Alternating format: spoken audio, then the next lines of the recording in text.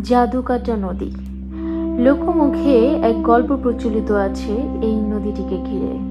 একবার এক গাঁয়ের বধূ তার শিশুপুত্রকে কোলে নিয়ে মাছ কাটছিলেন। হঠাৎ এক পর্যায়ে অন্যমনস্ক হয়ে ভুলবশত মাছের জায়গায় তার কোলের শিশুটিকেই কেটে ফেলেন। সেই শিশুপুত্রটির নাম ছিল জাদু। আর গ্রামটি ছিল এই নদীর তীরে, আর মাছটি ছিল এই নদীরই মাছ। এই গল্পটি থেকেই নদীটির সঙ্গে জুড়ে যায় জাদুকাটা নামটি। এই নদীর প্রবাহমান স্বচ্ছ পানি, নীল দিগন্ত, সবুজ গালিচার পাহাড়, সব মিলিয়ে প্রকৃতির যেন এক অপূর্ব মিথস্ক্রিয়া। নৌকা দিয়ে ঘোরার সময় জাদুকাটা নদীতে চোখে পড়বে স্থানীয় শ্রমিকদের ব্যস্ত জীবন।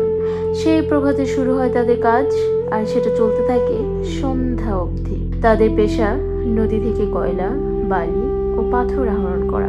এই অপরূপ সৌন্দর্যের সঙ্গে জনজীবনের এক চিরন্তন মেলবন্ধন। আর এই রূপেই মুগ্ধ হয়ে এই নদীমুখী হন শত শত দর্শনার্থী।